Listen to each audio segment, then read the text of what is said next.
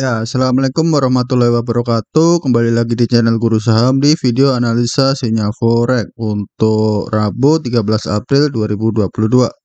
Ya, jadi seperti biasa kita sudah update di Instagram Guru Forex underscore ID ya. Jadi di video sebelumnya kita juga udah membahas di eh, US 10 year yield ya. Tapi nanti hari ini kita juga akan membahas di situ lagi. Nah, di sini kita tidak akan cantumin ya untuk US 10 year yield atau DXY ya.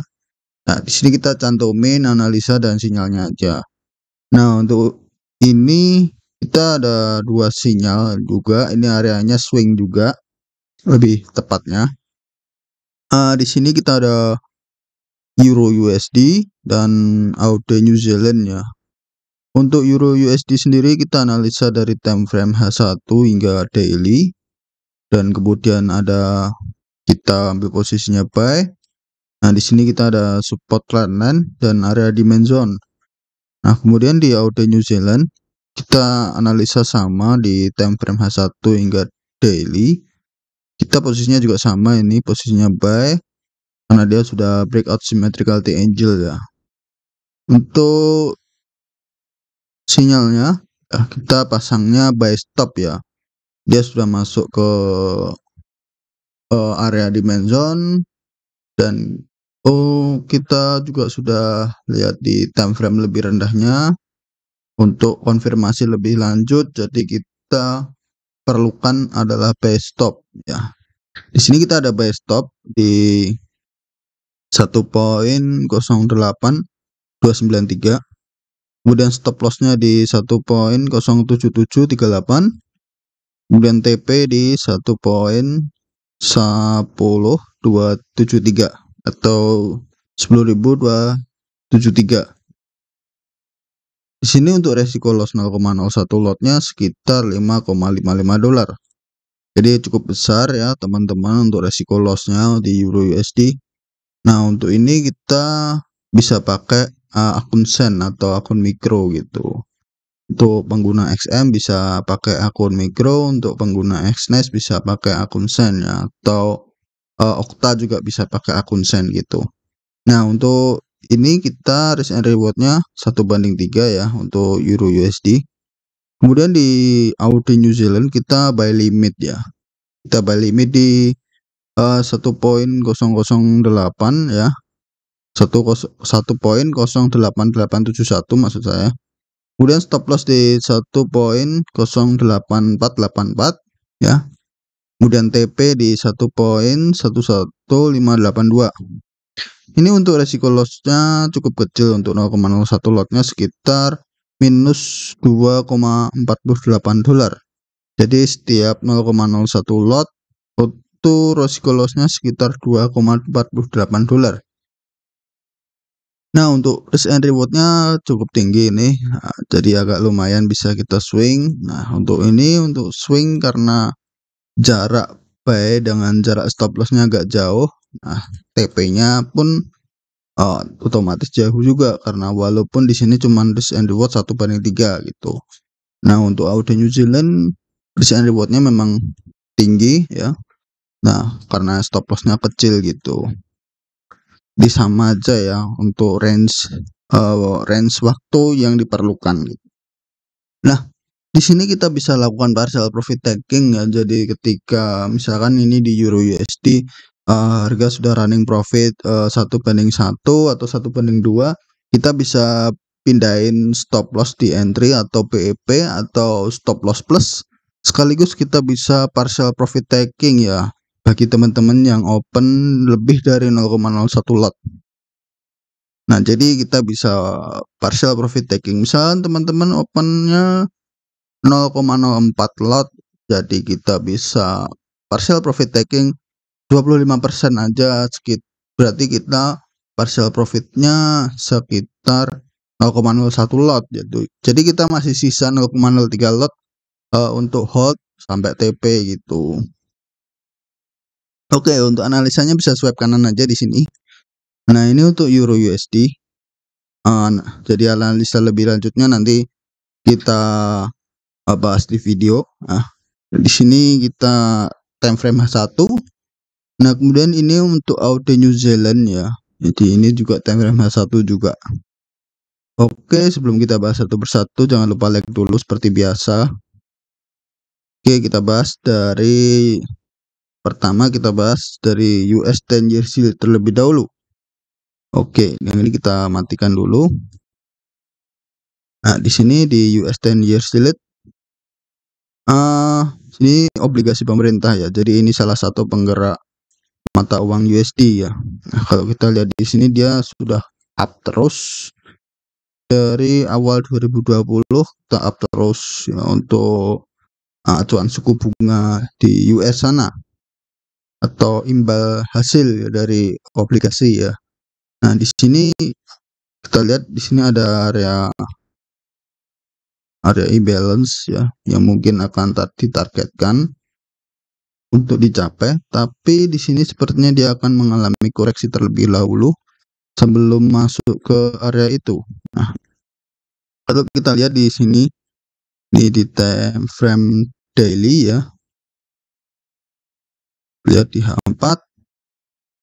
Nah, di H4 pun dia sudah ada stok juga di sini ya. Kalau kita lihat di H4 atau di H1. Nah, setelah rally lebih tinggi ya, jadi dia rally agak panjang ya. Jadi setelah dia break dari area ini, area konsolidasinya, dia break high ini, kita tandai dulu. Ini jadi dia sudah break up structure juga di sini ya.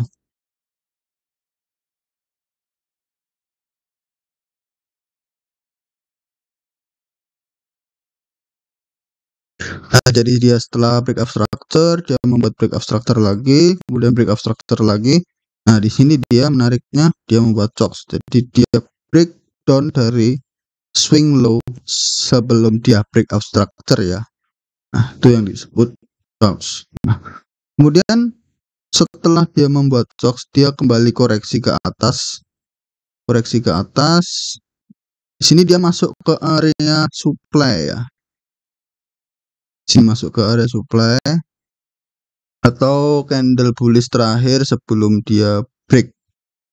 Nah, dia sentuh saja pun langsung down. Nah, jadi untuk ini kita simpulkan bahwa dia akan koreksi atau penurunan terlebih dahulu.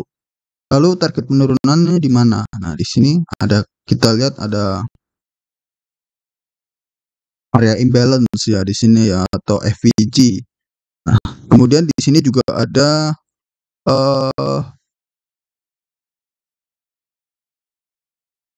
angka psikologisnya ya di 2,5% gitu. Kan kalau di obligasi atau di sini, jadi kita acuannya bukan harga ya, tapi persentase. Nah, di sini dia ada di angka 2,5%. Jadi itu adalah angka psikologisnya untuk obligasi US ya. Jadi kita bisa simpulkan bahwa dia akan masuk ke area itu terlebih dahulu ya, belum melanjutkan kenaikan ke target FVG yang di atas.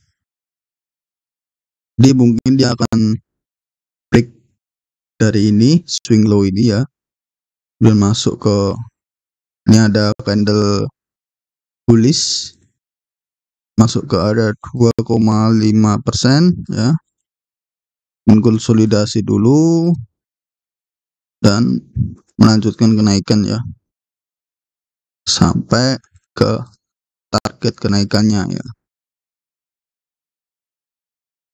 Oke, ini untuk US 10 years yield ya.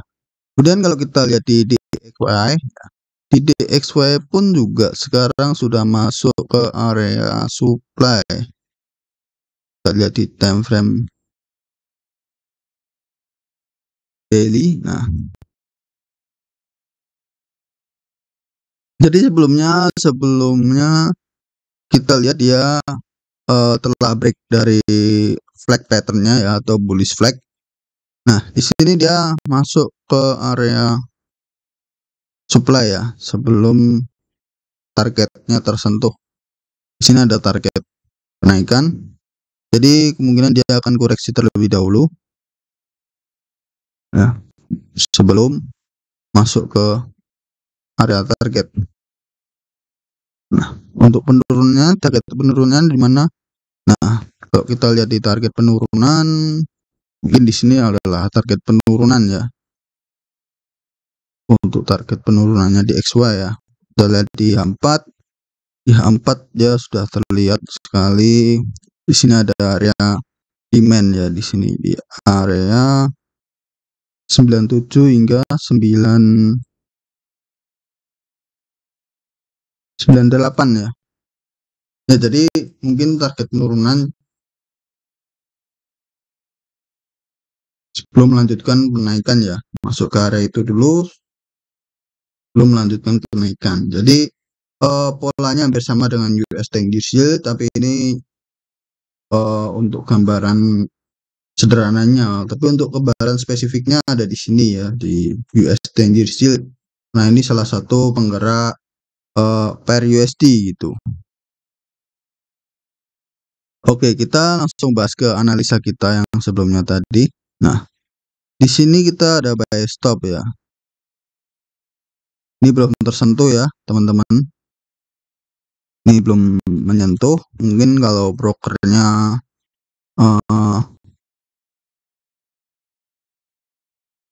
spread tinggi mungkin sudah tersentuh. Tapi ini saya pakai akun raw spread, jadi ini belum menyentuh ya untuk buy-nya. Jadi kita tunggu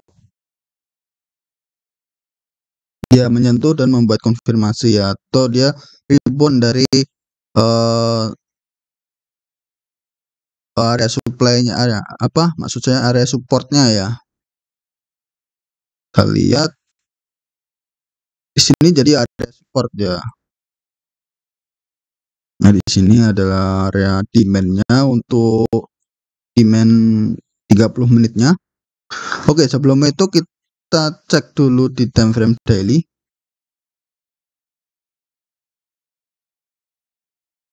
Nah, di time frame daily sendiri kalau kita lihat di sini adalah area demand zone ya. Untuk time frame lebih tingginya lagi. Nah, di sini dia membuat sebuah pattern ya, atau ya bisa dibilang pattern juga. Di sini dia membentuk pola di sini ya, symmetrical triangle. Nah, di sini membentuk area support trend line ya. Di sini adalah area resistance trend line ya. Ini untuk time frame weekly-nya. Jadi untuk kita bahasnya di video berikutnya aja untuk time frame weekly.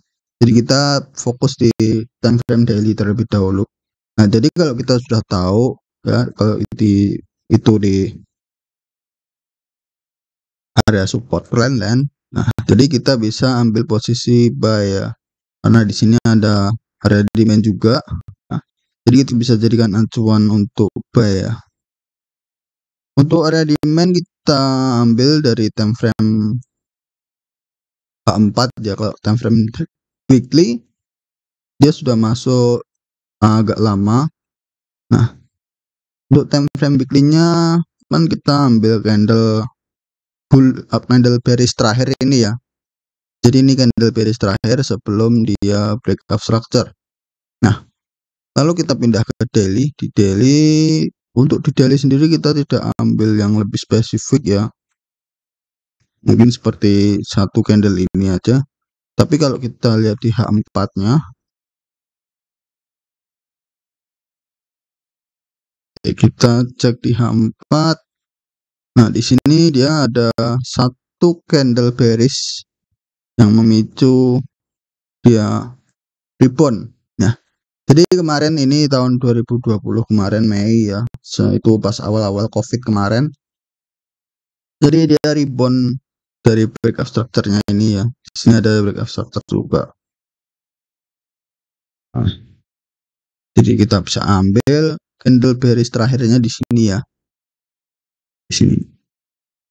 Ini buat acuan aja ya. Untuk di H4, time frame H4 ya. Nah, maka dari itu kita ambilnya patokannya dari sana aja gitu, dari time frame H4 yang di 2020 Mei itu ya. Nah, di sini jadi dia udah masuk ya ini kan time frame H4-nya di 2020 ya. Kemudian di sini ini saya bikin blok lagi dalam time frame H4 2020 ya. Jadi di dalam H4 2020 tadi, nah di sini dia udah masuk di itu. Kita cari peluang lagi di dalamnya ya.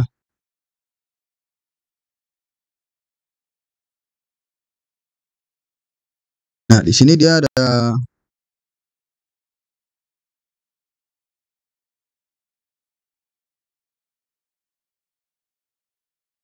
ada satu candle di M15 ya.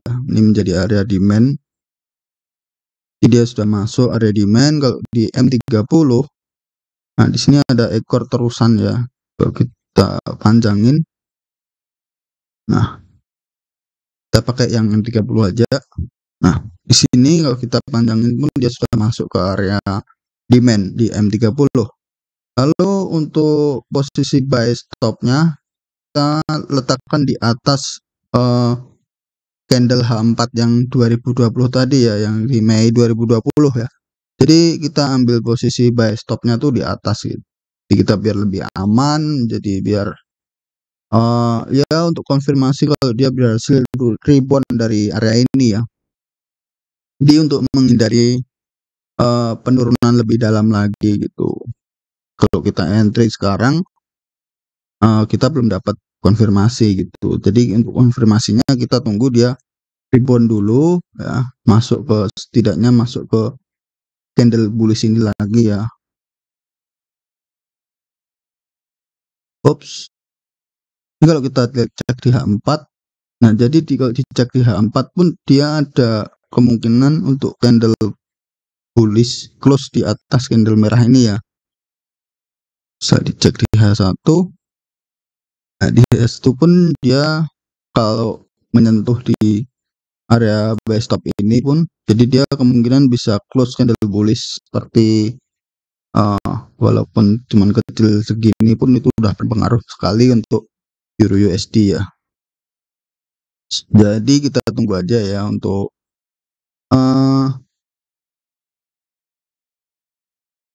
Euro USD-nya, dan di sini pun dia sudah ada COX juga di sini. Dia berhasil membuat COX. Nah, di sini dia ada breakout structure buat COX, kemudian dia retest masuk ke area ini lagi. Setelah dia masuk ke area ini, dia naik dan membuat breakout structure ya. Nah, di sini dia koreksi nih.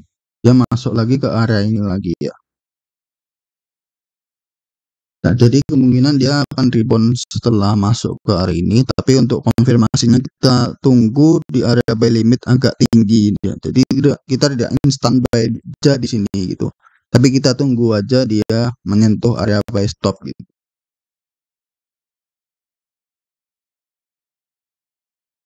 Oke, next kita lanjut di AUD New Zealand. Nah, di AUD New Zealand ini kalau kita cek di daily, jadi tren kenaikannya masih berlanjut ya ini ya.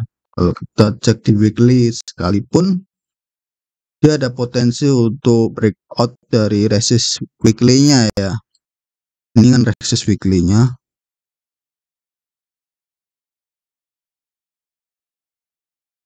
Ya. Kita pindah ke daily dulu. Nah, di daily dia saat ini sedang menyentuh area resist trendline ya. Resist weekly-nya. Nah, kemudian kita cek di H4. Nah, di H4 sendiri dia sebelumnya juga menyentuh ke area ini ya. Mendekati area resist trendline weekly-nya. Kemudian dia pullback, tapi dia pullback tidak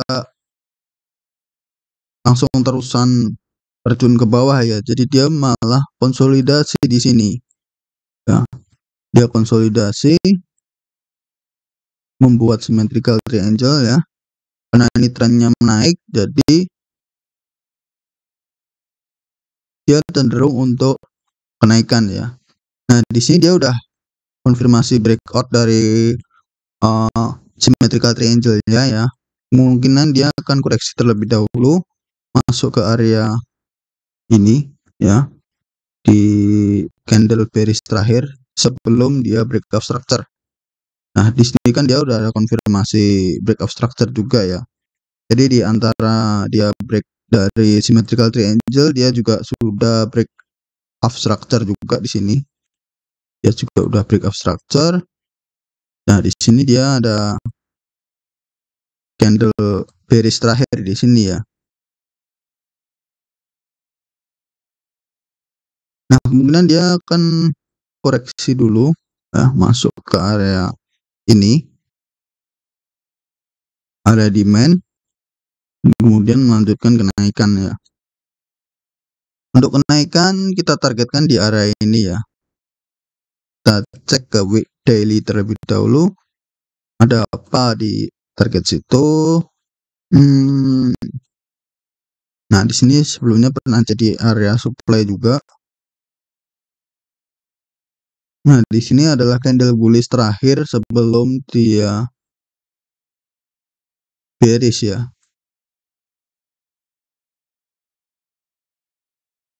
Nah, di sini dia akan membentuk seperti rejection candle ya. Jadi dia setelah breakout structure masuk ke resist trendline weekly-nya ya. Kemudian dia break di sini ya. Tapi sebelum break dia membuat semacam pattern juga atau triangle pattern. Nah, di sini dia break di sini ya. Kemudian dia retest, masuk lagi di sini ya, dan melanjutkan penurunan. Nah, dari situ kita bisa simpulkan bahwa ini kan penurunan lebih dalam ya, ini ya, penurunannya lebih dalam, juga breakout structure juga. Jadi kita bisa simpulkan bahwa di sini adalah area supply yang kuat sebelum ini ya. Jadi di sini kan dia udah masuk area supply dan di sini pun dia sudah break ya. Jadi kita bisa ambil kesimpulan bahwa dia akan menuju target area supply selanjutnya ya.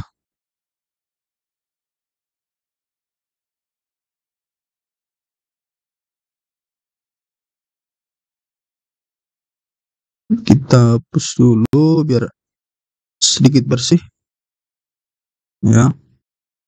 Jadi mungkin sekian dulu ya untuk video kali ini ya. Jadi teman-teman yang bisa menyaksikan video ini, terima kasih yang udah menonton ya. Selalu pertahankan profitnya ya. Jadi untuk pertahankan profitnya juga harus pertahankan juga risk manajemennya yang konsisten gitu. Yang masih loss terus belajar aja. Terutama untuk belajar price action itu adalah penting ya itu ya. Tapi itu gaya lifestyle trading kita masing-masing aja sih ya. Penting tekuni dan konsisten dengan style trading kita ya. Apa style analisa kita. Kalau yang biasa pakai indikator ya harus ditekuni gitu, nggak usah pindah-pindah strategi gitu. Seenggaknya kita harus backtest dulu kurang lebih ya 1 tahun gitu. Oke, mungkin sekian dulu ya untuk video kali ini.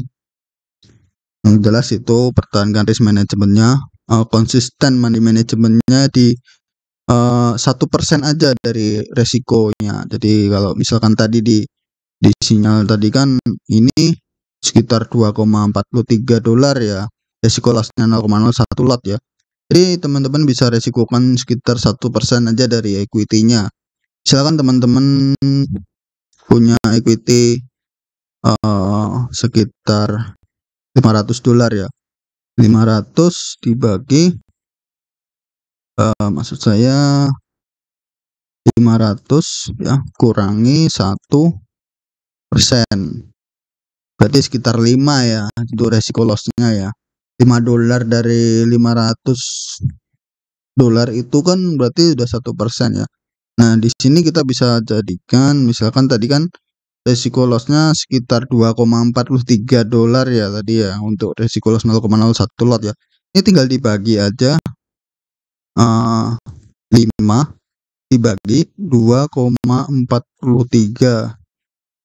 Nah, jadi sekitar kita bisa open, ini dikalikan 100 dulu. Maksud saya 5 dibagi 2,43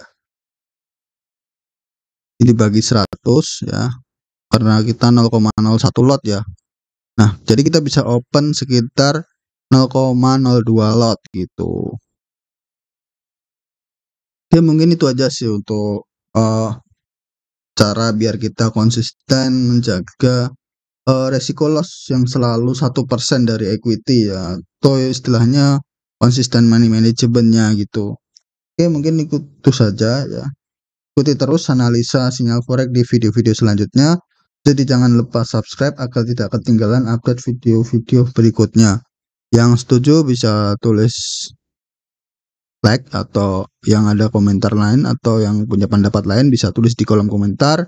Yang setuju bisa tinggal like aja ya. Assalamualaikum warahmatullahi wabarakatuh.